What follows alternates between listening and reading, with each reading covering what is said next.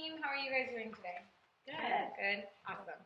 So we're having our grade level meeting, and to get started today, last week we created our goals for this cycle, and today we're going to review our goals and think about how we're doing in response to our goals. Okay. This is mine, Daniela, yeah, and Nadia. Okay. Awesome. So just look at it for a second, and just to share out, I want us to think about how we're doing, just so we can hold each other accountable on how we're feeling about our goals, where we are, and yeah. So who would like to start? I'll start. Okay. I did write down my purpose on a post-it that I keep by my desk, so I see it every day before I get my day started. Can you remind us of what your goal yes. is? So my goal is to remind myself daily of my purpose.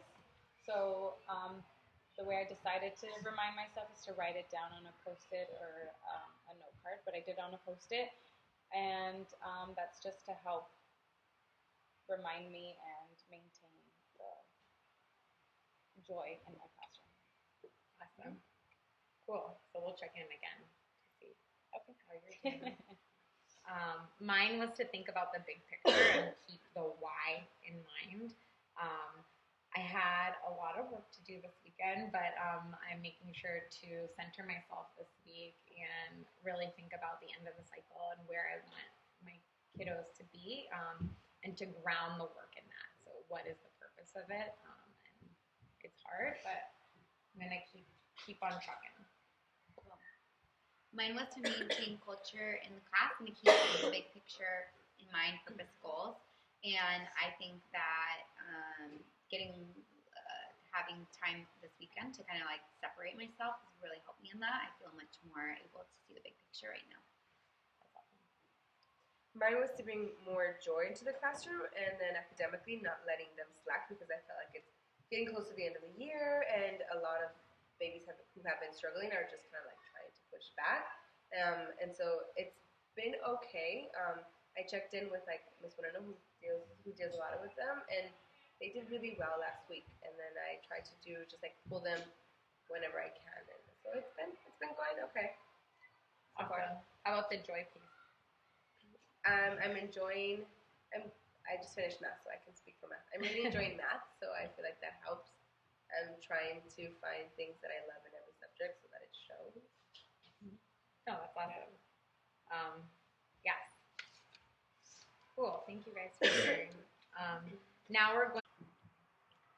So last week we started using the lesson tuning protocol. So today we're going to try it again with writing plans. So you guys all have your lesson protocols.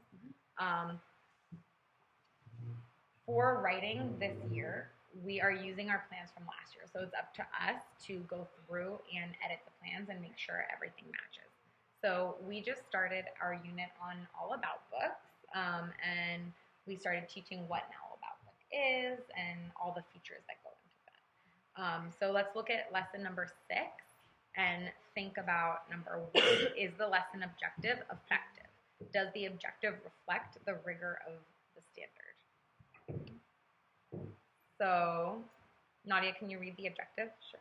The objective says, by the end of the lesson, students will be able to create a title page and a table of contents that includes a diagram and 2 facts related to their topic.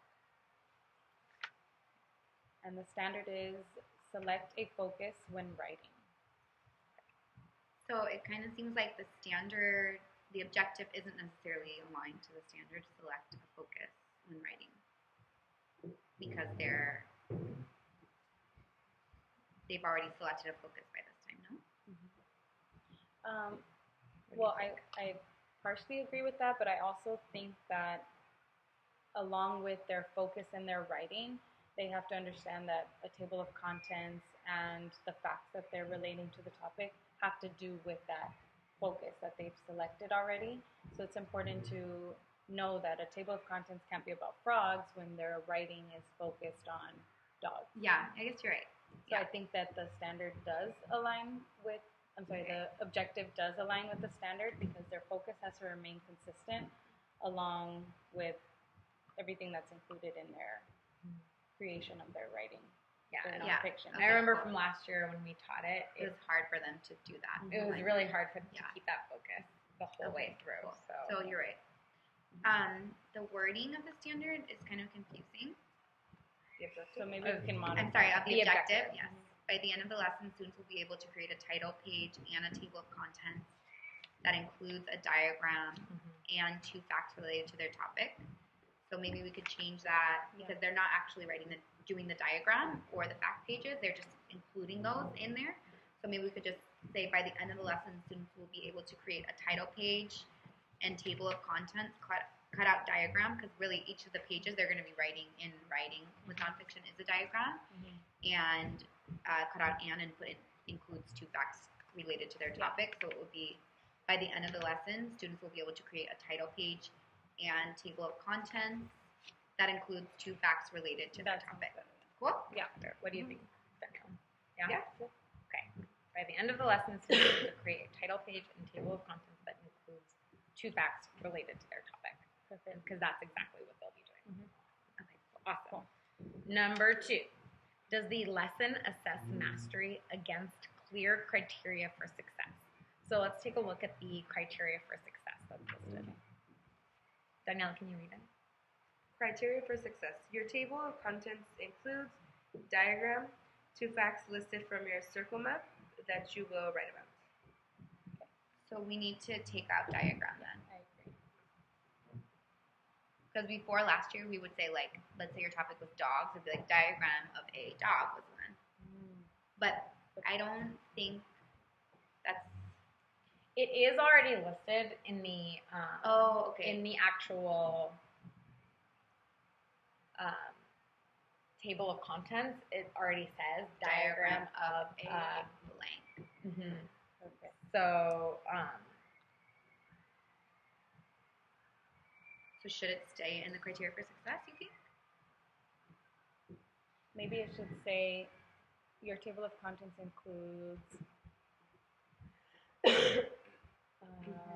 like maybe how can we put it so that they know that they have to fill in that spot in the table of contents, like and that it's the same topic,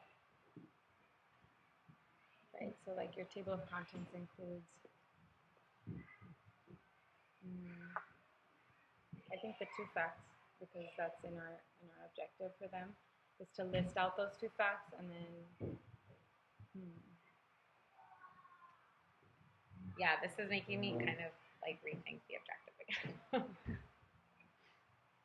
unless we include the diagram in the next lesson where they can fill that part of the table of contents out the following day when we're talking about diagrams.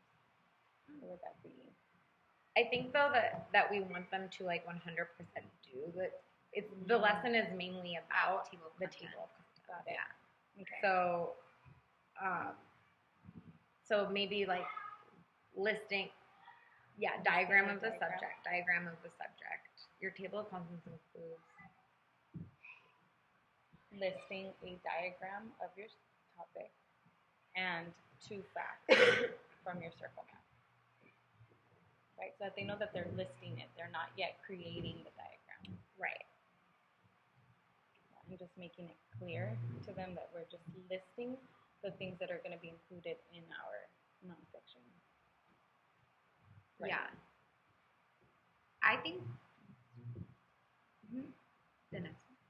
No, sorry, I was just talking. Oh, I think that the most important thing that we should put like the facts, and then I don't think necessarily even we need to include diagram because if it's already in there, we need to. I think we should be like 2 facts, everything related back to your subject. So like something like that, so that it's like really it's all about your subject. So 2 facts listed from your circle map.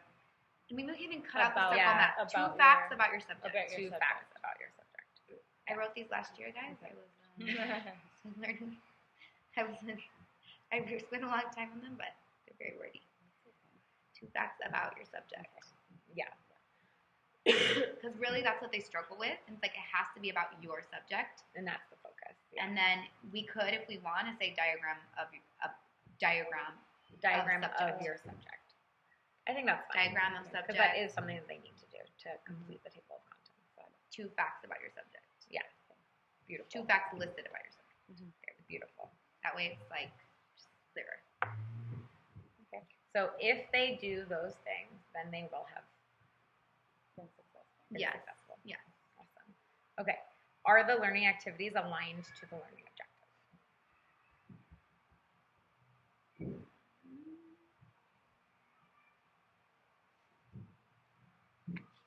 Those are the two. I think they are. They are. Yeah. Because they're doing exactly Yeah. They're going through, they're including both of the things in the criteria for success, so I think they're aligned well. Yeah. Yeah. Yeah, they match. Cool. Cool. Does the lesson include sufficient time for kids to think, speak, and write? No. The problem with, okay, just like coming off of it from last year and thinking about it in terms of how we can actually make it better this year, in the planning of it, I was trying to do it like the really traditional, like I do, we do, you do. But the problem is that we have limited time for writing. We have less time this year than we did last year. We had 40, now we have 35 minutes.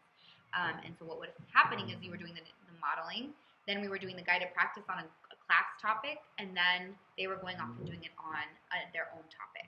So what was happening was that they would be able to do it as a class, but then it would take too long. They'd only have 10 minutes in the end to do the IP, and we wouldn't have enough time for them to, like, they would either get confused from the GP to the IP and do the same topic again, or they would do it, but they just, like, we weren't able to monitor efficiently enough within those 10 minutes every single student. So I don't know how to. maybe what we can do is that they are choosing their own facts, but it's about the same topic. Subject, same topic. I think that's a really good idea. So that we can monitor more of what's going on, Okay. and it's aligned because it's almost too much information with 3 different topics going on, 3 different all about books going on. How do you guys feel about that? So we would give them a class topic. So And we then can they vote would- on the topic to make it So it's like coming from them and to make it coming yeah. from them, right? Because I think the example in here is toys then and now, which is not something that they are very passionate about. Right. And so having them vote on topics, which I think it mentions for the IP, allowing them to time for that, or the GP, it does. It gives like 2 options. So allowing them to vote on their topic or our class topic, and then we are beginning the process with them, and they are writing 2 facts, and so it still matches the criteria for success. They are choosing 2 facts on their own. So we can model with the diagram and with 1 fact. And then they're choosing 2 more that they're doing on their own. Yeah, Got it. I think that's good. That's good. Yeah, because they're getting the practice and they're getting to do it. Is that enough GP? I think that's enough GP, and especially for writing, I think it's a different structure. Than when we are doing like math or when we're doing phonics or something. And they've like been that. practicing how to write facts already about other animals, so it shouldn't be. Yeah, I think that's good. Perfect. I think that's really going to help and allow them enough time write actually. to actually be right. Yeah, they were doing a lot of thinking and speaking this one, but the writing they weren't getting that time. Yeah, I feel good about that. Good. And are the learning activities sufficiently rigorous?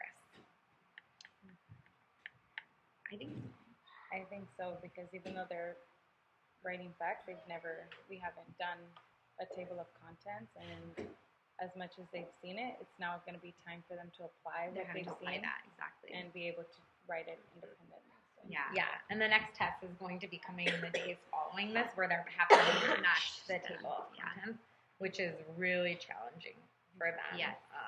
What do you think, Daniela? I agree. And then although it's a classroom topic, they have to come up with the facts on their own. So the thinking is generally on their own. Mm-hmm. Yeah. Yeah. I mean, we don't have any more time. Good. I think that's actually really good.